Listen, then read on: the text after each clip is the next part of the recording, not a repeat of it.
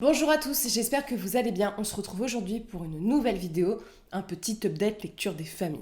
Alors je vais simplement vous rappeler les petites dates pour août.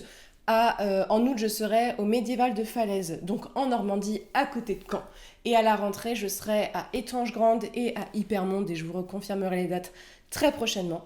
Pour le petit update lecture, j'ai autant des romans extrêmement courts à vous présenter que des romans un petit peu plus imposants, de la science-fiction, du contemporain, du fantastique et aussi un univers qui est quasiment de la science-fiction poétique, voilà, un peu post-apo.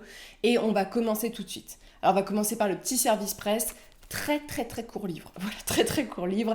Après nous les oiseaux, je crois que je l'ai lu en une heure. Il fait 140 pages, c'est un tout petit texte de science-fiction post-apo qui a pour principe de vraiment mettre la forme au-delà du fond, je trouve. C'est vraiment quelque chose, il ne faut pas vous attendre à un world building développé et ce genre de choses. C'est vraiment la poésie de l'approche de la mort, la poésie de la fin du monde. On suit une jeune femme qui vit sur une île. On apprend très vite qu'elle a été élevée par une autre personne, que cette autre personne n'est plus là. Et elle va tout faire pour rejoindre le littoral, dans un monde qui est totalement en ruine. Et elle est accompagnée pour ceci d'oiseaux qui volent, qui sont très présents au niveau du texte. C'est un prétexte au-delà du post-apo, de développer les relations un petit peu parentales, mais surtout des questions philosophiques, avec une très jolie plume qui peut décontenancer dans le sens que faut pas vous attendre à une grande aventure, à un récit de SF habituel. C'est plus un texte qui se veut poétique, c'est clairement un texte qui peut être lu en contemporain, que tu aurais pu publier dans des maisons d'édition qui sont pas forcément des maisons d'édition d'imaginaire. C'est l'errance de cette jeune femme malheureusement en deuil qui va tout faire pour survivre dans un monde où on a très peu d'informations et on aura très peu d'informations, mais totalement désolé. On a une réflexion sur la fin du monde, le réchauffement climatique, sur la liberté, sur la relation aux autres, sur la relation à la nature aussi. Et c'est un peu un truc cauchemardesque.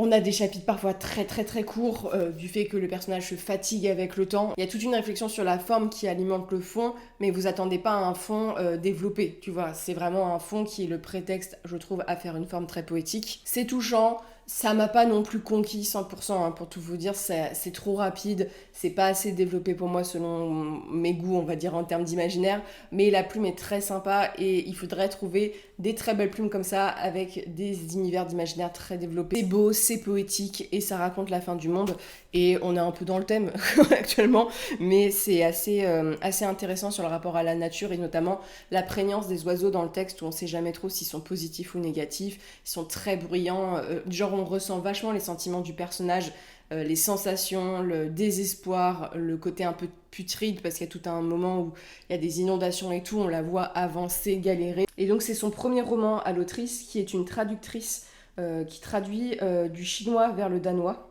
Mais a priori, elle écrit dans des genres très différents, ce qui fait que c'est classé en imaginaire, mais tu pourrais le voir un petit peu dans toutes les formes. Mais à découvrir si vous aimez les plumes poétiques, si vous aimez les choses qui sont un peu décalées par rapport à ce qui sort. Faut pas trouver quelque chose avec une narration construite et ce genre de choses, c'est plus la forme. Et je sais que ça a plu à certains d'entre vous, mais très sympa comme texte. Là, on part encore sur de la SF. C'est un cadeau qu'on m'a fait et je remercie encore la personne qui me l'a fait, qui n'avait pas forcément très apprécié la lecture. Elle s'est arrêtée au milieu et je comprends pourquoi, parce qu'il y a un grand vide au milieu. Et ce livre m'a décontenancé sur la façon dont la narration est apportée, surtout la façon dont l'histoire va se développer, où on est un peu perdu parce que ça part dans des trucs où l'auteur te balade un petit peu et en même temps à la fin du texte tu dis mais de quoi parle vraiment le texte, tu vois. C'est l'histoire des Chants du Ning d'Émilie Kerbalek, donc qui a été récompensé, hein. C'est un texte qui a fait pas mal de bruit quand il est sorti. C'est un texte de SF où vous suivez donc ces brumes, il me semble, le personnage principal qui est une jeune femme d'origine asiatique, je crois, dans mes souvenirs, qui a perdu contact avec ses parents, relation difficile avec son père, qui a vécu avec les animaux marins pendant des années, qui a réussi à se lier, alors je crois que c'est à des baleines, il me semble, par le biais d'une technologie, hein, parce qu'on est dans le futur, et qui va participer à une grande quête spatiale Des années auparavant, c'est quand elle était jeune, on a retrouvé des bruits lancés dans l'espace d'une planète en particulier, où on pense qu'il y a une forme de vie. Et donc, elle part pour cette expédition menée par un grand... C'est Elon Musk, voilà, du moins un mec très très riche qui est en lien avec une secte, voilà, qui va elle-même être embarquée. Donc c'est un mélange entre l'histoire de Brume, voilà, qui part pour cette conquête et qui part pour la découverte de cette potentielle vie, qui fait la rencontre d'un homme sur le bateau qui est très important parce que c'est un peu c'est compliqué comme texte. Il y a tout un truc avec des gens qui se réveillent dans d'autres corps et qui ont besoin de la mémoire d'autres personnes. Bref, donc il y a un peu une histoire d'amour qui est sympa et bien traitée dans le texte parce qu'elle est très adulte et pas évidente, complexe, j'aime beaucoup. Mais on suit aussi donc cet Australien, je crois, ou Anglais, bref, qui est un homme qui va être choisi par le gars hyper fortuné pour devenir un peu son matériel de base pour transférer son corps, c'est-à-dire que je vous dis, le Elon Musk du texte, il est vieillissant, ils ont un voyage de je sais pas combien d'années, donc même Brume va être mis en stase pendant des années. Il y a des gens qui vont continuer à vivre dans le vaisseau pour alimenter le vaisseau, mais on part sur une colonie. Et malheureusement, tout va être bouleversé du jour que quand ils vont pas se réveiller au moment où ils devaient se réveiller. Voilà, j'ai pas à en dire plus, mais ce texte m'a décontenancé parce qu'au début, on est vraiment sur l'histoire de Brume. La couverture fait penser qu'on va aller beaucoup sur la planète. Sachez que les 3/4 du roman se passent entre le départ de l'escapade, voilà, et tout le voyage dans le vaisseau avec quelque chose qui se passe de grave, un bug dans la matrice. En clair, je vais pas vous en dire plus. Et cette secte qui est assez présente, alors il y a beaucoup de personnages, c'est un roman polyphonique qui alimente la chose, mais en soi le roman était intéressant, mais arrivé à la partie du milieu, je me suis dit mais en fait on part vers où? J'étais totalement perdue par le sens de la narration, de où ça allait, et j'étais en mode ok, alors le truc avec la secte... Et même le truc avec les réincarnations de machin, c'était un peu trop what the fuck pour moi. Vous savez, moi, la SF, faut que ça soit simple. Mais pour le coup, j'étais moins conquise. Mais en même temps, quand on revient voilà, sur la partie un peu plus ethnologue, et c'est la thématique qui m'a vraiment plu dans le texte, c'est la colonisation d'une planète et en quoi on essaye de bien coloniser, de ne pas avoir d'impact, l'étude du vivant et ce genre de choses. Il y a un côté très scientifique dans le texte qui est hyper intéressant. Mais c'est vrai que le côté sectaire, j'ai moins accroché. Alors ça fait des trucs un peu palpitants, mais en fait ça faisait précipiter. J'avais presque l'impression qu'il fallait un deuxième tome, tu vois, pour développer les choses. La fin est particulière, la fin est peu une fin douce amère, assez intéressante, et il y a un côté un peu Lovecraftien, je trouve, dans la fin que j'aime bien, mais décompensé par le milieu, tout le voyage en vaisseau, avec des personnages qui sont parfois un peu atypiques, avec des moments qui se passent. En fait, il y a des moments, c'est extrêmement précipité, donc il y a des événements, tu te dis, putain, il y a un truc hyper grave, hein, vraiment, il y a des trucs très très graves qui se passent, et on passe à autre chose. Par exemple, il y a un deuil parental dans le texte, je trouve que c'est vite expédié, c'est très engagé sur les questions de représentation, on est dans le futur, donc voilà, on est sur des questions sociétales, on est beaucoup plus ouvert d'esprit. Le principe de partage de souvenirs et de se réveiller dans d'autres corps et tout, c'est sympa, mais j'avais du mal à y croire.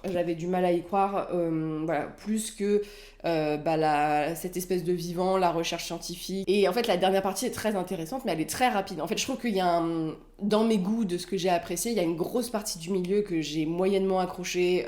Voilà, en plus, c'est un peu cliché, je trouve, sur certains trucs.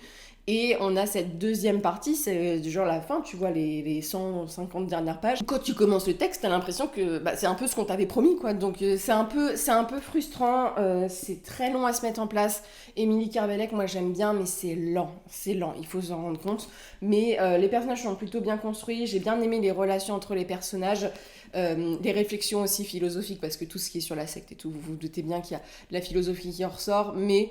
Voilà, il y a des points positifs, mais il y avait quand même une rapidité sur des passages, une distribution en fait des événements qui m'ont pas forcément convaincue, parce qu'il y avait des événements, je jugeais assez peu intéressants, qui sont très développés, et d'autres qui étaient beaucoup plus et qui l'étaient moins. Donc c'est un peu décevant, mais pour une entrée en science-fiction, j'ai bien aimé. Pour le coup, j'ai passé quand même une bonne lecture dans la globalité, mais c'est vrai que je comprends pourquoi la personne a décroché, et que vers le milieu, dans les vaisseaux, il y a la deuxième partie de la période vaisseau, ça va, parce qu'en fait on apprend une révélation, t'es en mode ok d'accord, mais la première partie, Waouh. Et il y a plein plein de thèmes. Et en fait, je pense qu'il y a aussi beaucoup trop de thèmes qui sont traités parce qu'on n'a pas le temps de les approfondir. Donc, par exemple, on va parler de l'héritage. Et il y a une réflexion sur les humains qui sont restés sur Terre, ceux qui ont été colonisés la Lune, et en quoi certains sont moins acceptés que d'autres, en quoi la mission peut être mise en péril par rapport à d'autres. Tu vois, par exemple, le Elon Musk choisit le terrien parce que selon lui, il est plus à même de comprendre ses sentiments que quelqu'un qui est sur la Lune, tu vois. Donc il y a beaucoup de choses et il y a aussi sur l'héritage culturel parce que c'est un texte qui est vachement bien au niveau des représentations. Il y a plein, plein, plein de pays de représentés. Mais c'est aussi, par exemple, les gens qui vivent sur la Lune, l'héritage qu'ils ont abandonné sur Terre et ce genre de choses, sur leur propre pays et tout. Donc il y a beaucoup de choses entre l'écologie, l'héritage, le colonialisme, la relation européenne. Il y a beaucoup, beaucoup, beaucoup de choses dans un texte comme ceci. Donc tu as le sentiment que c'est pas assez développé. Mais je vous le conseille si vous aimez la SF et si vous aimez le côté un peu on suit des scientifiques. Moi j'ai bien aimé l'apport scientifique dans le texte qui est pas difficile à comprendre. Sachez que voilà, moi j'y ai assez peu cru voilà, en termes scientifiques, mais c'est pas difficile à comprendre. Ensuite, autre texte, alors là totalement autre ambiance, c'est Normal People de Sally Green. Alors Normal People, les deux livres en anglais que je vais vous présenter à la suite, ce sont des livres qui sont traduits. Normal People, ça a fait beaucoup beaucoup de bruit parce que ça a été adapté en série. Série que je n'ai pas vue, par contre j'adore les acteurs qui jouent dedans, dont je suis la carrière voilà, dans d'autres œuvres. Mais Normal People, c'est une romance, attention, mais une romance qui a le don d'être assez pertinente et intéressante. L'histoire de Connell et Marianne qui sont au début du récit deux adolescents. Alors, Connell, c'est un beau gosse qui va développer des problèmes de dépression quand même dans le texte et c'est le personnage très très fort du texte. Moi j'ai beaucoup aimé Connell, j'ai moins accroché à Marianne. C'est le beau gosse qui connaît Marianne. Marianne, c'est un peu la outcast de l'école, c'est la nana que personne trouve jolie, c'est la nana qui est mise au banc parce qu'elle est un peu chelou, voilà, elle est particulière un peu pour les autres. Il y a aussi un petit soupçon de jalousie, voilà. Marianne, c'est une jeune fille qui est plutôt de la bourgeoisie, dont la mère embauche la mère de Connell comme domestique. Ce qui fait qu'ils se connaissent depuis très très longtemps, mais que personne ne le sait et que un jour Marianne va avouer à Connell qu'elle l'aime depuis longtemps. Ils vont avoir des relations olé olé. Alors il faut savoir qu'il y a beaucoup beaucoup de relations olé olé dans le texte. Alors pas forcément explicite, mais ça tourne beaucoup autour de ça. Donc voilà, sur les réflexions autour de ça, les scènes ou dans les lits après, ce genre de choses. Et le truc, c'est que Connell va refuser de le dire à l'école, le cacher à tout le monde, parce qu'on se rend vite compte que c'est quelque chose qu'il veut garder pour lui. On ne sait pas trop si c'est par honte ou si c'est par secret. Et on va les suivre tout au long de leur période de la vie, notamment à la période universitaire, où on est à Dublin, au Trinity College. Donc moi, j'ai eu la chance de le visiter, donc c'était assez chouette.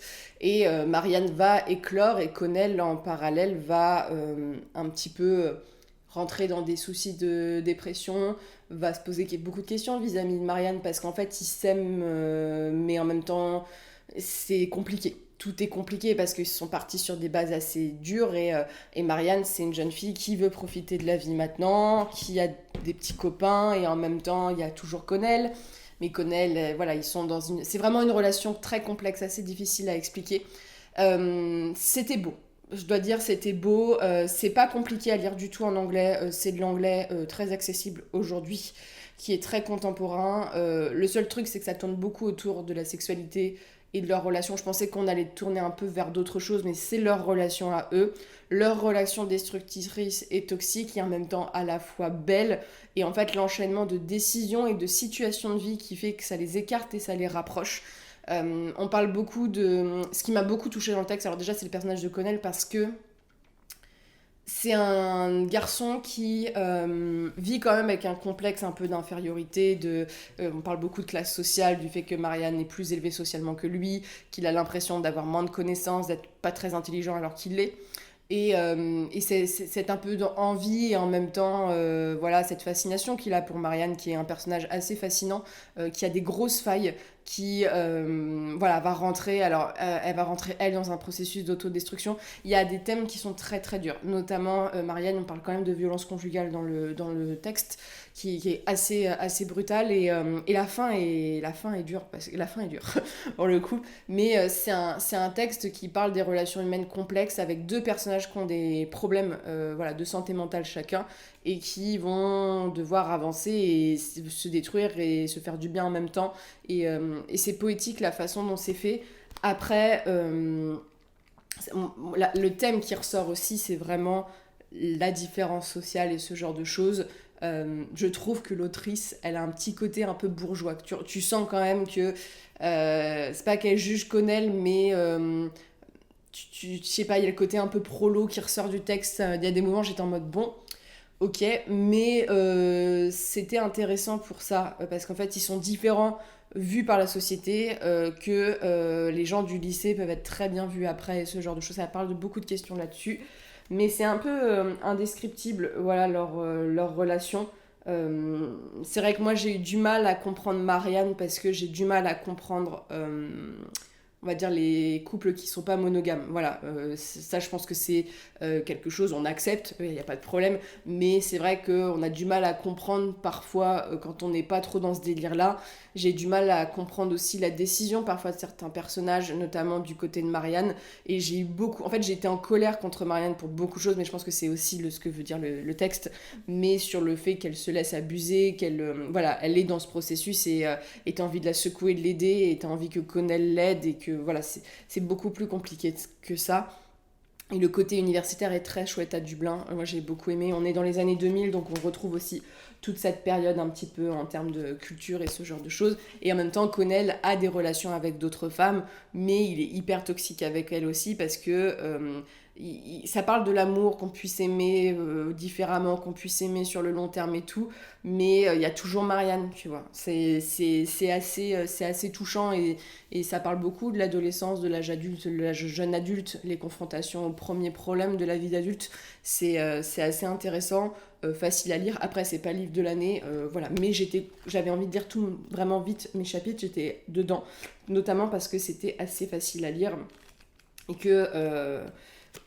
et que j'avais envie de secouer les personnages à chaque fois. Parce que y a aussi beaucoup de problèmes de communication. Ça parle beaucoup du couple, des défaillances qu'on peut avoir dans le couple, et d'une certaine torture derrière tout ça de chacun. Mais on espère juste c'est qu'ils soient heureux à la fin, quoi. Chacun, et que... on parle aussi du fait que ça peut être beau, parfois, tu vois, l'amour, notamment la façon dont eux, ça évolue, mais que c'est parfois pas forcément la chose qu'on souhaite aux gens, tu vois. Donc c'est assez intéressant si vous aimez les histoires d'amour, mais que vous avez envie de les aborder sous un angle un peu plus intéressant qu'une petite histoire d'amour en fond. Là, ça parle vraiment du concept d'amour, d'aimer, de comment aimer, de l'impact social, de l'impact de la vie, des événements, du hasard, des autres. C'est assez riche là-dessus, et notamment de la maladie mentale et des abus. Chouette. Voilà. Et enfin, j'ai lu Babel de R.F. Kuang. Alors Babel, ça a été la grosse sortie, on va dire, de l'année, hein. Beaucoup de gens l'ont attendu. Je l'ai lu en langue anglaise parce que Babel, en fait, ça va être compliqué avec ce texte. C'est que je pense que si vous l'avez lu en français, il va peut-être pas falloir prendre mon avis en compte, parce que ce livre part de traduction, et que ça va être hyper pédant ce que je vais dire, mais je pense que c'est un bouquin qui ne peut être vraiment apprécié que si tu le lis en langue originale, parce que c'est le thème du texte, en fait. C'est compliqué. Babel, c'est l'histoire d'un jeune garçon qui vient du Canton, en Chine, qui, au début on le suit, sa mère est très malade, un homme blanc anglais va se présenter à lui et lui proposer de l'emmener en Angleterre pour le former et lui faire étudier les langues, ce qu'il va accepter parce que sa mère décède et qu'il n'a plus personne. Donc c'est un enfant arraché à sa culture, qui a 4-5 ans, qui part pour l'Angleterre se former pour rentrer à la prestigieuse Académie de Oxford. Et on va le suivre pendant toutes ces années de formation pour devenir donc une sorte de linguiste. Hein. Il va beaucoup travailler sur la traduction, et il n'a pas été choisi au hasard, c'est un enfant intelligent qui garde les bases du chinois, langue très compliquée à apprendre, et surtout il y a beaucoup de politique dans cette époque-ci.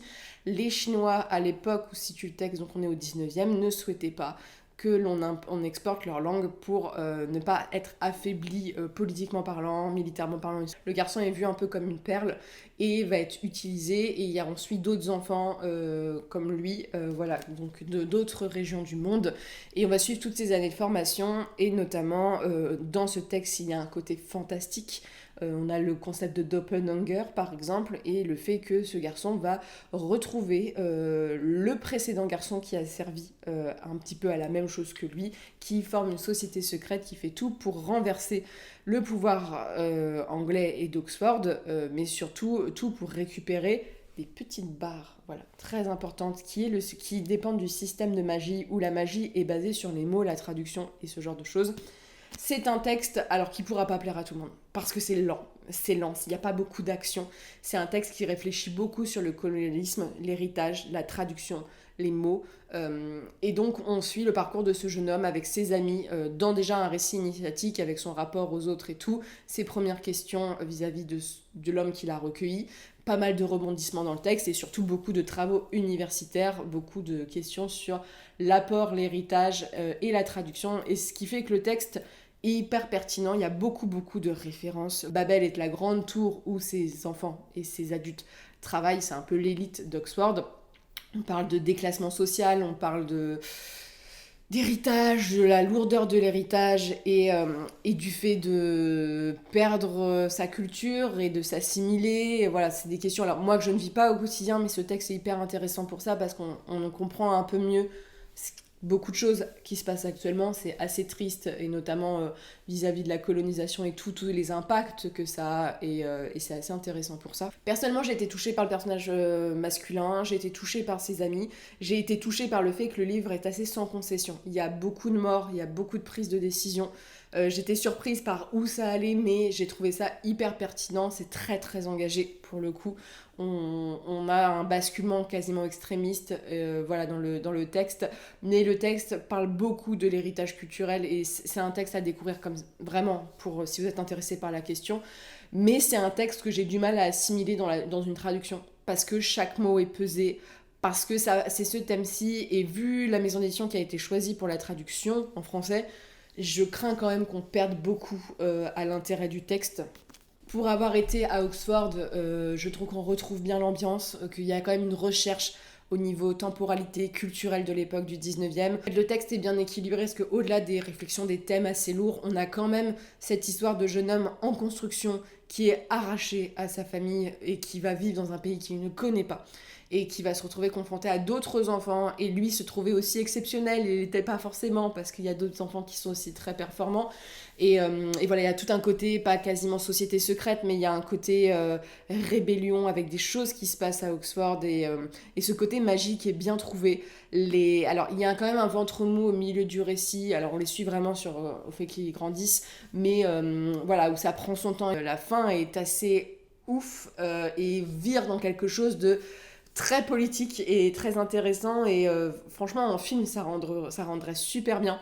Ça, il y a un côté voilà, il y a un côté où on se demande jusqu'où on est prêt pour appliquer ses pensées politiques, pour défendre sa pensée, et on parle beaucoup des conflits, notamment du rapport entre l'Angleterre et la Chine à l'époque, avec l'opium, avec le commerce et les colonies. Et c'est assez intéressant, j'ai appris pas mal de choses là-dessus. Et notamment, les personnages sont très attachants. Je pense camarade de classe du jeune garçon qui, dans mes souvenirs, vient de l'Inde. Et il y a moi j'adore parce qu'il est très excentrique, et il y a tout ce côté en fait où ça parle de racisme, bien sûr, parce que le racisme est très présent dans le texte, et qui soit beaucoup moins, comment dire, qui soit sinueux ou qui soit vraiment frontal, mais du genre lui il se fout de la gueule des gens parce que il se fait passer pour un prince héritier alors qu'il n'est pas du tout. Voilà, il joue avec son identité. Il y a tellement de choses à dire dessus, mais Babel, c'est à découvrir. Moi, c'était une excellente lecture. Je l'ai dévoré, mais vraiment, je l'ai dévoré. J'étais à Redon. Alors, Redon a beau avoir été très calme, je l'ai bouffé. Et en termes d'anglais, alors bien sûr, il y a des mots, des fois, je vérifiais les significations, mais l'anglais est plutôt agréable à lire. La plume est plutôt belle. Et on retrouve les thèmes inhérents à R.F. Kuang, mais sachez que la magie est quand même très en arrière. C'est plus les thèmes qui sont mis. J'ai aimé l'ambiance, j'ai aimé les personnages. Il y a juste les moments où c'est assez long. la fin est assez... on bascule vers quelque chose de façon assez précipitée rapidement, il arrive beaucoup de choses à cause du scénario aussi, au personnage principal, mais c'est un texte assez particulier, voilà, qui certainement plaira pas à tout le monde. Si vous aimez la fantaisie américaine où il y a beaucoup d'action, c'est pas du tout le cas. C'est très posé, c'est très contemplatif, c'est très vie universitaire, mais c'est une grande préparation pour une fin assez époustouflante, une fin assez tragique. Genre, c'est un texte que vous allez sortir les mouchoirs, voilà, c'est assez triste, mais c'est plus les thématiques et la façon dont c'est fait qui est intéressant que l'histoire en soi. Vraiment, la première partie, c'est vraiment l'histoire d'un gamin qui prend des leçons.